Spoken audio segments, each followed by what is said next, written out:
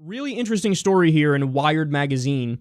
It says, would you take LSD to give you a boost at work? Wired takes a trip inside the world of microdosing.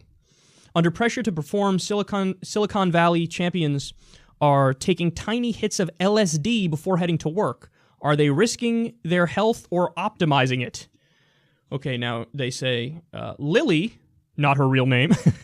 I love it when they do stuff like that. A publicist for several startups sits down with a cup of tea and a credit card-sized bag of dried magic mushrooms. The 28-year-old breaks up the caps and stems and places them into a herb grinder. She then scoops the pulverized mixture into empty gel pill capsules, weighing each one on a tiny scale. Once finished, she pops one of the capsules into her mouth and washes it down with PG tips. She's now ready to start her working day. Quote, it helps me think more creatively and stay focused, she says. I manage my stress with ease and am able to keep my perspective healthy in a way that I was unable to before. Lily is one of many young professionals in San Francisco and beyond experimenting with microdosing, taking small quantities of psychedelic drugs, typically LSD or psilocybin mushrooms, every few days in the hope of improving their performance at work. In small amounts, say a tenth of a full dose, users don't experience a consciousness-altering trip, but instead report improvements in concentration and problem-solving, as well as a reduction in anxiety. Proponents Wired has spoken to, including software engineers, biologists, and mathematicians, say that it induces a flow state, aids lateral thinking, and encourages more empathetic interpersonal relationships. Now, this is something that doesn't surprise me at all, but it would surprise many, many people in the country, because we've all had it hammered in our heads from when we were younger, like, drugs are bad, okay? And, like, just say no, okay? And that's just not accurate. So, yes, are there some people with some drugs where there's something in their personality or how they're wired or whatever it is, that they get addicted and it's bad and they spiral out of control and they need help? Yes. But understand, that's a lot like, with alcoholics. There's a certain percentage of the country that's going to be effectively addicted to alcohol, and it could ruin their life. Does that mean we ban it for the rest of the people in the country? No, that'd be ridiculous. Well, it should be the same with other drugs, too. And by the way, with psychedelic drugs, there's not really a component of addiction. There's not. They're just not physically addictive. So, yes, it's true that drugs, probably even many of the ones that you were told, there's no way this can be positive, they can have some positive effects. So they mention in the piece, they're like, yeah, a lot of these people in Silicon Valley are using these drugs similar to like how somebody would use Adderall if they want to be really productive at work. By the way, what is Adderall? Very similar in how it functions in the body to cocaine. So yes, there's some people, certain personality types, you take an Adderall, you get very focused, you get sharp, and you can get more done. And it's a positive thing for some people. This is like, people need to stop with the black and white. It's always bad, and some things are black and white always. No, there's massive gray area in the world, and sometimes even a drug that might be harmful for you could be actually beneficial for some people. So you're talking about microdosing LSD, microdosing psilocybin mushrooms. People report positive, effects across the board. These are drugs that have also been used in tests for hospices, in studies for hospices, where people are right on death's doorstep, and they're given a mushroom trip, or they're given LSD, or they're given ecstasy. And those are not microdosing, to be clear. But people take it, and it's a life-changing thing where they're not even scared anymore to die, and they're on the verge of death. They're happy. It changes them. It makes them fulfilled, gives them joy. So this idea of just say no and this Puritan, Victorian mindset of like, it is bad and it is improper and it is immoral, that's just not accurate. Drugs should be legal, taxed, and regulated so people get the right, dosages and amounts, and we're reasonable about it. But yes, we don't lock people in a cage for experimenting with their consciousness, and in many cases, like what we're learning with here, with this microdosing, having just flat out positive effects. So no, there's no scorn or judgment on people like this. There's nothing immoral or unethical about this. It's a useful tool that they use, makes people happier, makes people get their job done and feel more fulfilled. I see absolutely nothing wrong with it. But unfortunately, our laws are so far behind what the evidence and reason would dictate. Paul Ryan released an Easter message to his Twitter followers. It was really, really cringeworthy, so I wanted to watch with you guys and make fun of it. One of the most important messages that Christianity has brought to the world is one of hope. In today's world, that may sound a little naive. We're surrounded by stories of war, poverty, disease, addiction, loneliness, and failure, to name a few. Our work to try and eradicate these social ills certainly has its ups and its downs. It's never over. But today, on Easter Sunday, we are reminded that the suffering isn't the whole story. We believe that there is a different ending for all of us. Diverse though we may be, Christians around the world are united in our shared belief that Jesus rose from the dead. Yes, we will struggle, but after our struggle, there is always redemption, and there is always hope. Today, I wish you and your loved ones a blessed Easter. He's such a tool, I can't take it. He's like the quintessential, standard, generic asshole politician. Like, everything about it, the way he talks, his rhythm, his cadence, what he's saying. I mean, he's like, there are a lot of bad things that happen in the world. There's wars that I voted for. There's poverty, which I kind of support legislation that pushes more people into it. There's all these bad things. I'm against those bad things, and I'm for good things. Like Tom Perez. I just want everybody to know here, we're Democrats. We're for good things. We're against bad things. Tom, do you support single payer? Anyway, moving on. But this is Paul Ryan. There's a lot of bad things happening in the world, and I want everybody to know that we're here to do good things, and Jesus rose from the dead. So it's bullshit, metaphysical bullshit. That was the general layout that we were dealing with there. Dude, weren't you just the guy who was, celebrating kicking people off Medicaid? He said he's been dreaming of it since college or something. The bill that he was the primary author of, or at least his staff was, it made it so 53 million people were uninsured. His healthcare bill. And he's like, there's poverty, and all these bad problems in the world. Yeah, ones you're creating. What a joke he is, man. And I can't, whenever I hear a U.S. politician and somebody who's Christian, and I think Paul Ryan's just, faking it more than anything. He's not a true Kool-Aid drinker. There are true religious Kool-Aid drinkers and fundamentalists in the government. I think Pence is that. But he's just mimicking it, Paul Ryan.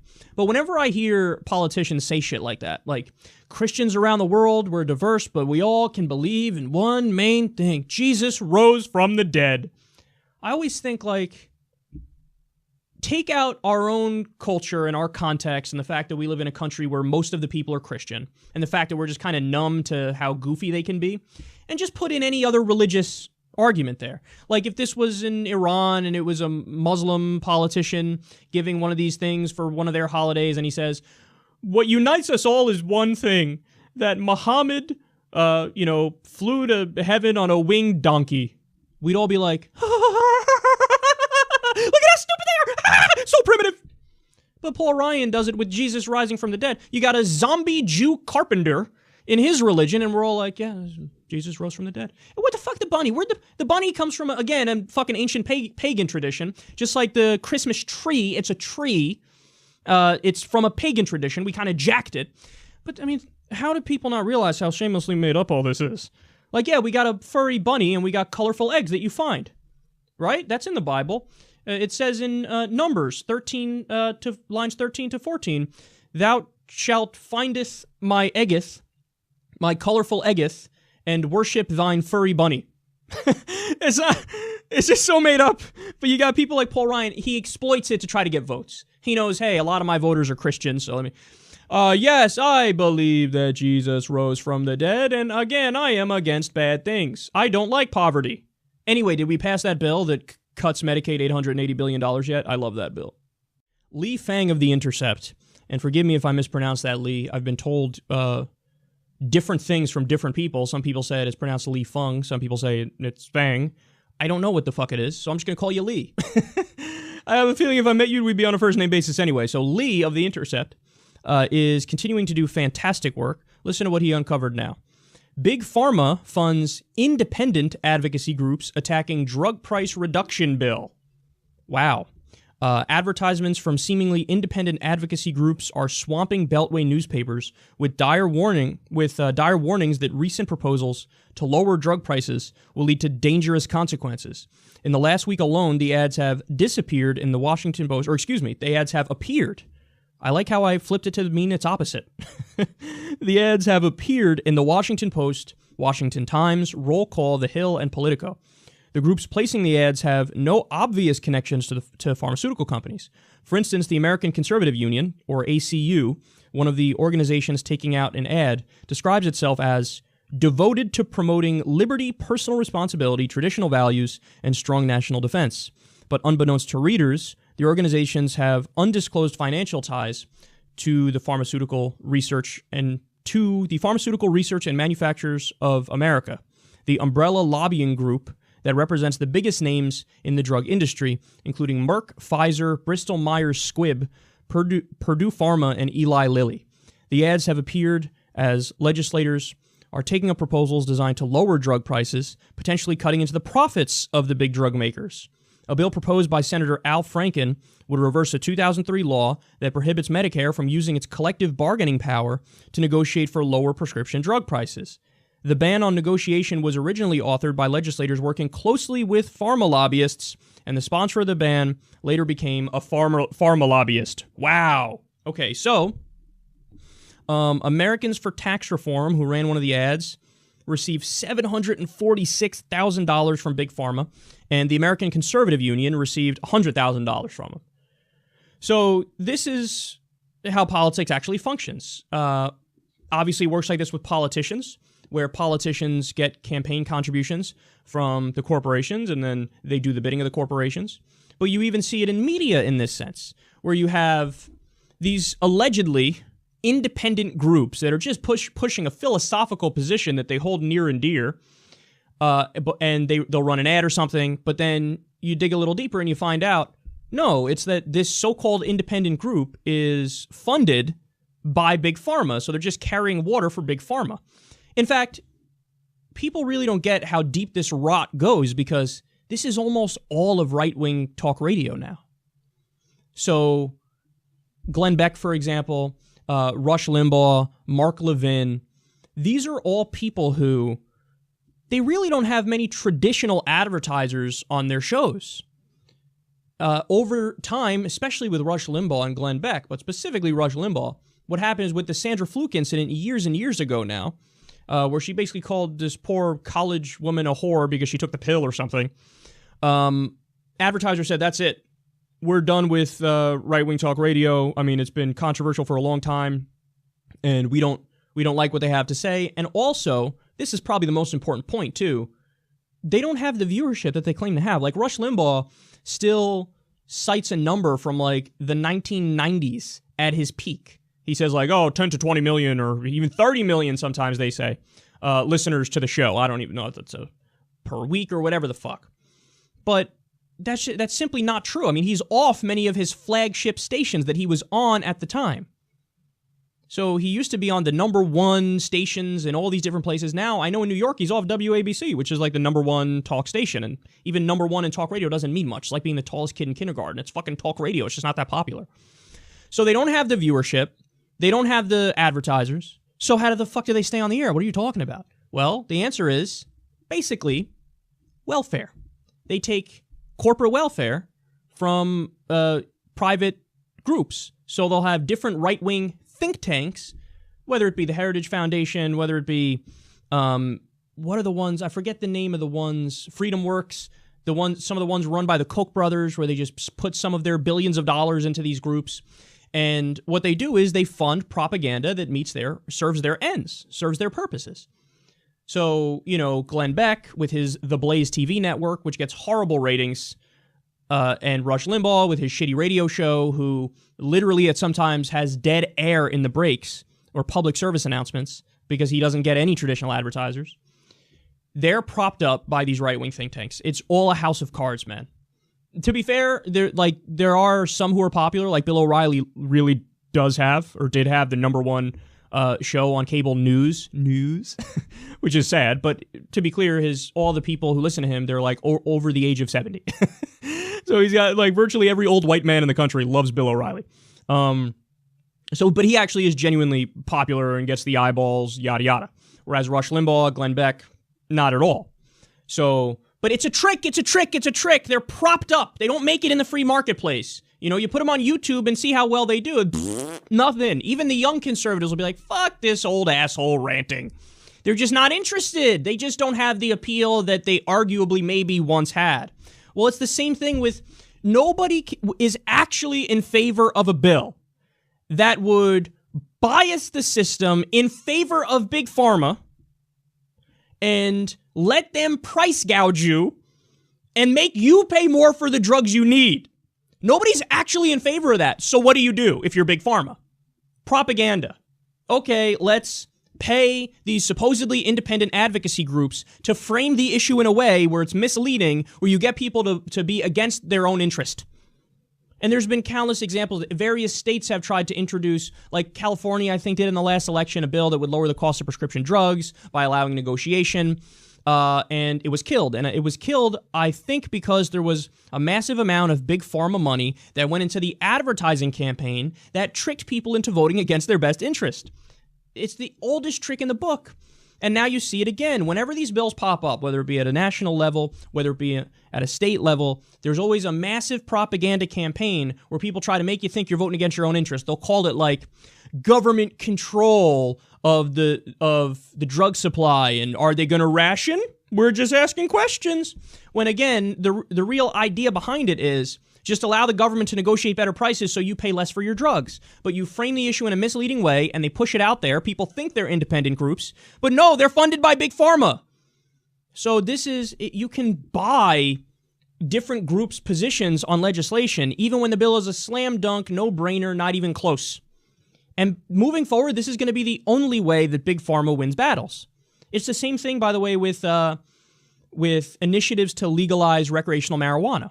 The only way you're going to have that lose is if you have a giant push from pharma and maybe even alcohol companies and tobacco companies behind the scenes to do misleading ads to make people think that the bill or the referendum isn't what it's about.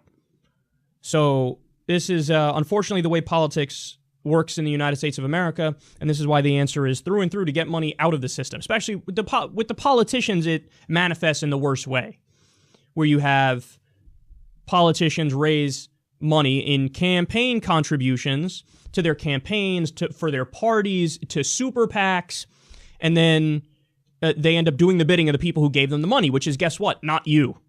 You give $5 to a politician, they're going to listen to you? Or are they going to listen to the Koch brothers asshole who just cut them a check for $100,000 for their super PAC? Gee, I wonder.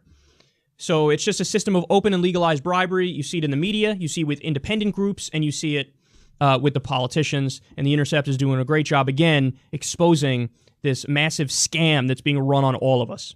The Hill has an article where they claim establishment Democrats are actually warming to Bernie Sanders. Well, that would be quite a development. So let's see what they have to say. Democrats previously reticent to welcoming Senator Bernie Sanders into their fold are coming around. More than a dozen Democrats interviewed by The Hill say the Vermont Independent has become a powerful and welcome voice for a party struggling to find its identity after a devastating defeat in 2016. While misgivings remain about giving too much leadership to a politician who technically isn't a Democrat, a clear warming trend is on the rise. During the primary, some Democrats worried that Sanders, a self-described democratic socialist, was pushing the party too far to the left. That's adorable. Others mocked him for being a one-issue candidate who championed what they called unrealistic proposals like free college tuition. All right, let me pause because I can't take it. We still have more to get to, but let's reflect on the silliness of what we've read so far. So to the idea that he's moving the party too far to the left, ugh. Do any of you look at polling? So we discussed it. There was a Vox poll, a poll commissioned by Vox, done by, I think, SurveyMonkey, who's a well-known polling outlet, and they found, wow, Bernie Sanders' positions are incredibly popular. And to me, it's like, I don't know how people haven't fully embraced this yet and haven't filed it in the duh category. Because for all the establishment chatter and the mainstream talking points about how, oh, he's so far left, he's such an extremist, that's just, it's factually not true, and I need you all to stop embarrassing yourselves if you believe that.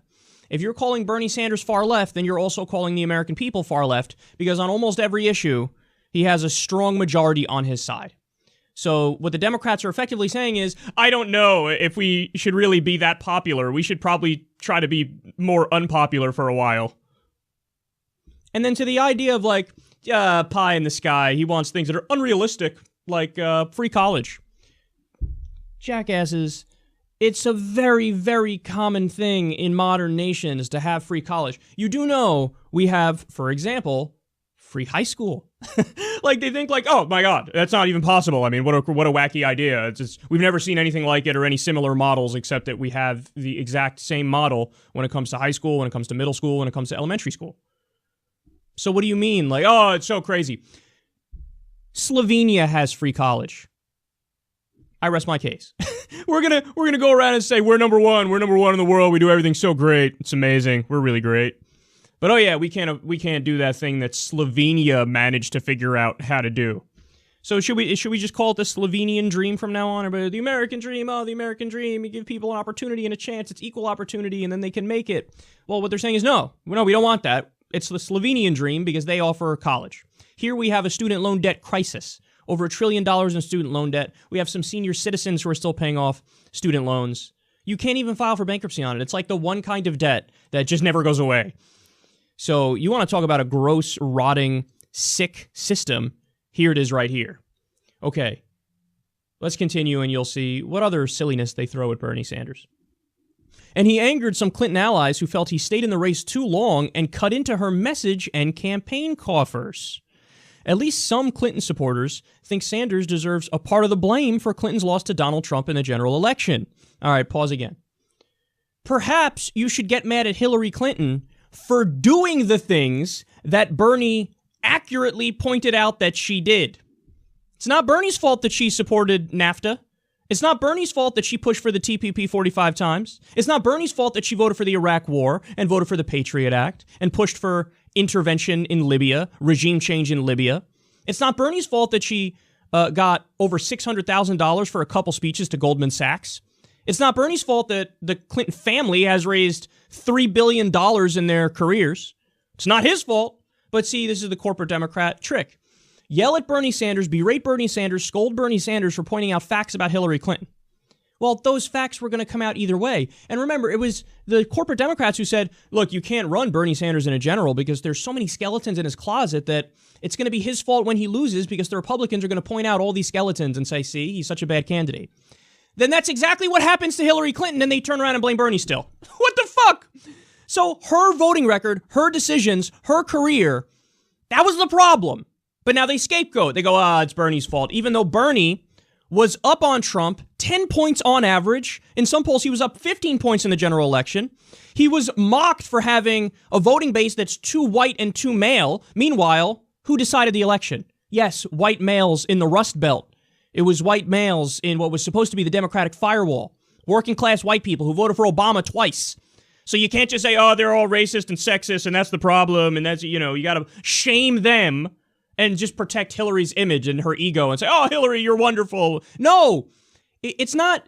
It's that they thought Trump was more populist. So they voted for him. If it was Bernie versus Trump, they would have voted for Bernie. So again, their arguments just don't add up. They make no sense. And no matter what, the answer is always blame Bernie. That's always the answer. I forgot the question. The answer is blame Bernie. They say, and in recent weeks, former President Bill Clinton told new Democratic National Committee Chairman Tom Perez that he didn't want the Democratic Party to be simply the party of Bernie, according to a source familiar with that conversation.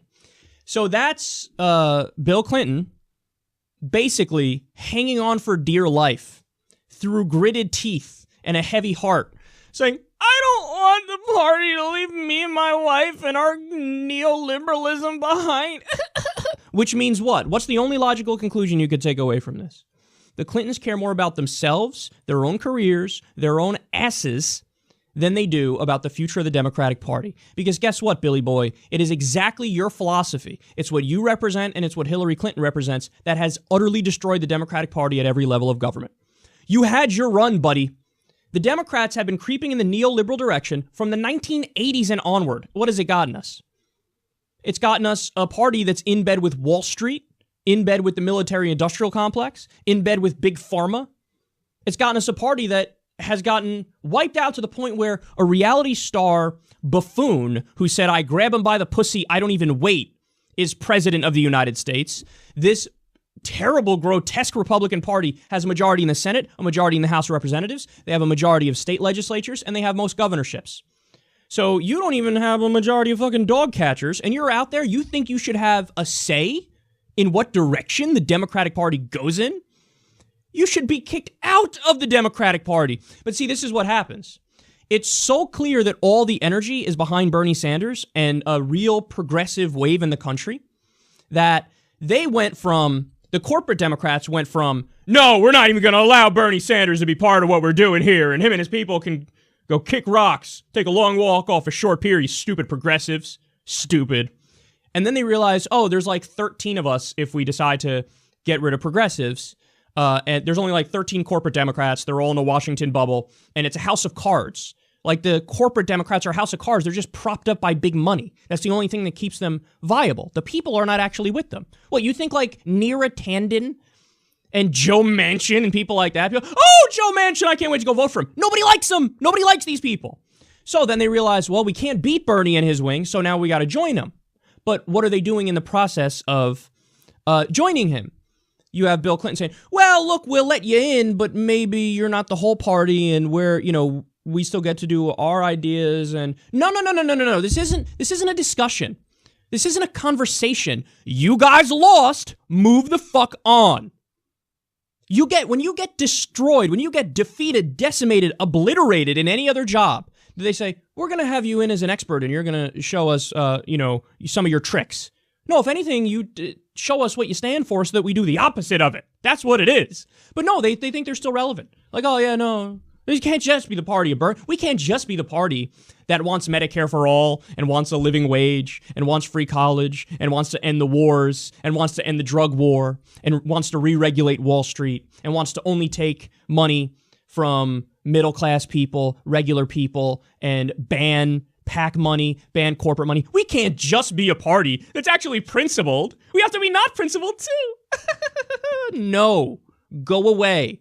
But I haven't even gotten to the best part yet. Let's continue, because this is what it's really about. Quote, other Democrats say that while Sanders will be helpful in rebuilding the party, they can't just rely on him going forward.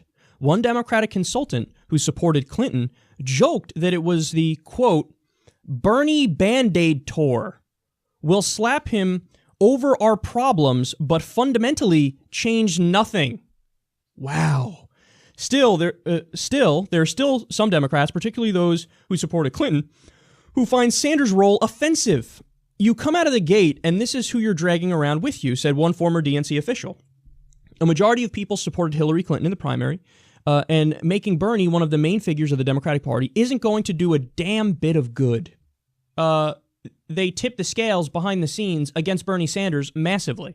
We saw the DNC email leaks. That's why the corporate Democrats are flipping out, because it proves that they're scumbags and they're corrupt and they're corporatists. You have Debbie Wasserman Schultz pressuring the media saying, how about I talk to your boss because I don't like the coverage you're giving me and Hillary Clinton.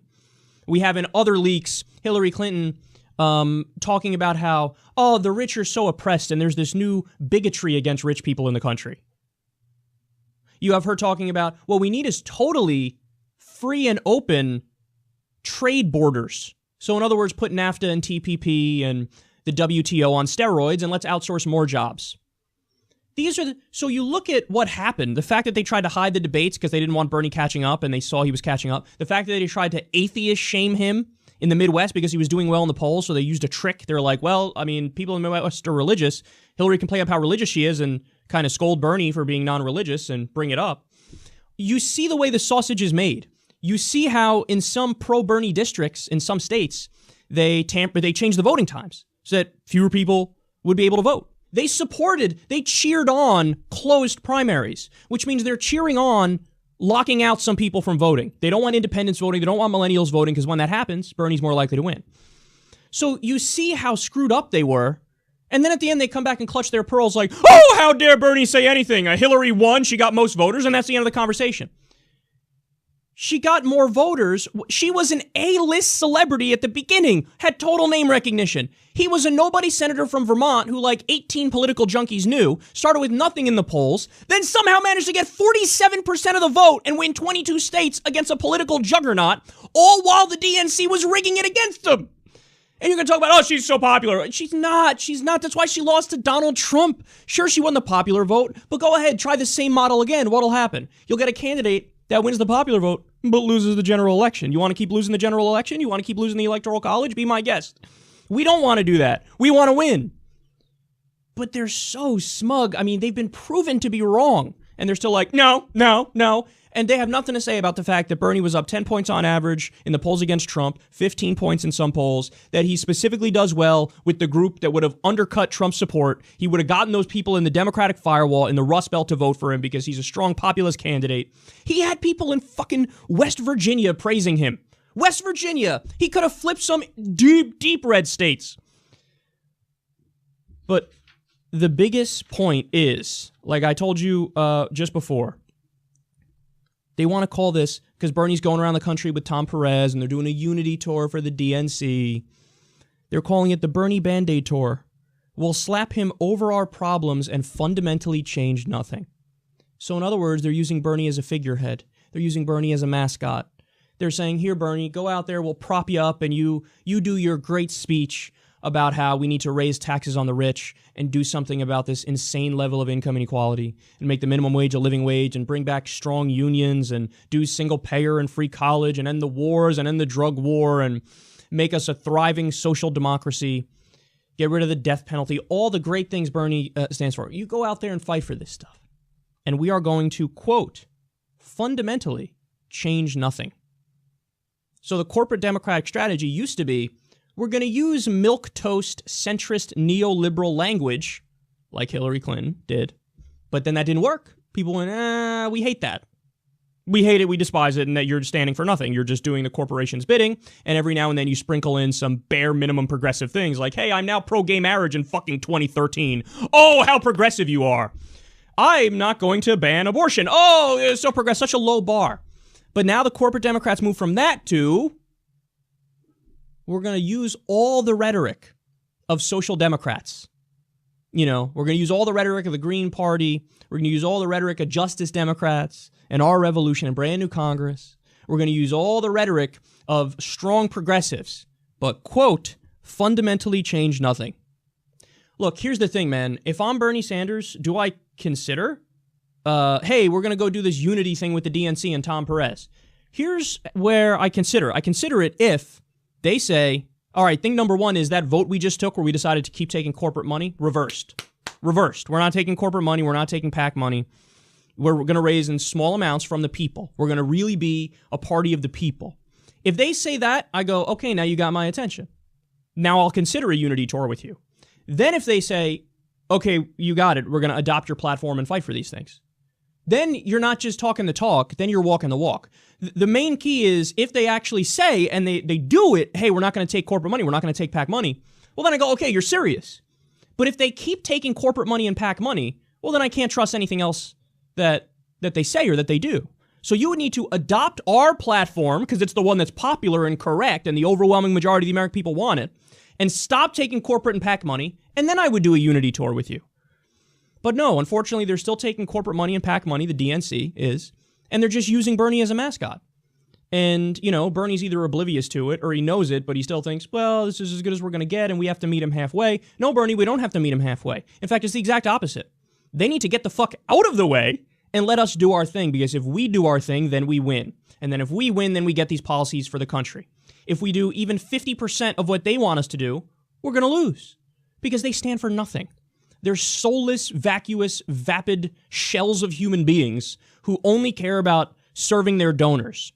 And they couldn't even bring themselves to vote against the DNC taking corporate cash when they just recently had a vote and they just had a corporate candidate who got wiped out. So no, Bernie, you tell them to take the unity tour and shove it up their ass until they start doing the right things. They're not doing it. He can come out and tell you, oh, they're doing it. Really? Tell Tom Perez, I need you to go out there right now, and say, I was 100% wrong to be pro-TPP. Not only am I against TPP, I'm against all future outsourcing trade deals. Is Tom Perez going to go out there and say that? Is Tom Perez going to go out there and say, I unequivocally denounce all illegal Israeli settlements? Is he going to say that? He's not going to say that, is he? Why? Because he's a corporate Democrat. And these are issues where he's been 100% wrong, and he will continue to be 100% wrong. Is he going to go out there and say, we're totally done with corporate money and PAC money? He's not. So why are you doing a unity tour? It's not a unity tour if they're saying, on core democratic issues, we disagree. Okay, then get the fuck out. What do you want me to tell you? Get the fuck out. I like how my voice cracked there. Hard to sound like a macho man when you're like, get the fuck out. But anyway, you get the point. I wouldn't do this unity tour. Look, there are going to be some people who would say, no, even if they change their ways, I'm not doing the unity tour. I don't agree with those people. My position is, I will do it with you if you do our platform, and if you say right now, no more corporate money, no more PAC money, because then you're actually changing your ways. Then it's proven. Then it's, okay, we're actually going to walk the walk and not just talk the talk. If you do that, I'll do the unity tour with you. They didn't do that. Bernie's still doing it with them, which means Bernie Sanders is wrong. But it's okay. Because remember when Obama said it back in the day, you need to hold me accountable. Damn right, everybody did, because he turned out to be a very milquetoast neoliberal kind of guy. With Bernie Sanders, it's the same thing. You got to hold him accountable. That's it. You got to hold him accountable. I still love Bernie. Of course I do. But you got to hold him accountable, and you got to understand the movement isn't about any one person. The movement is about all of us. It's a grassroots progressive uprising which wants to implement policies that the overwhelming majority of the American people support. That's what this is really about.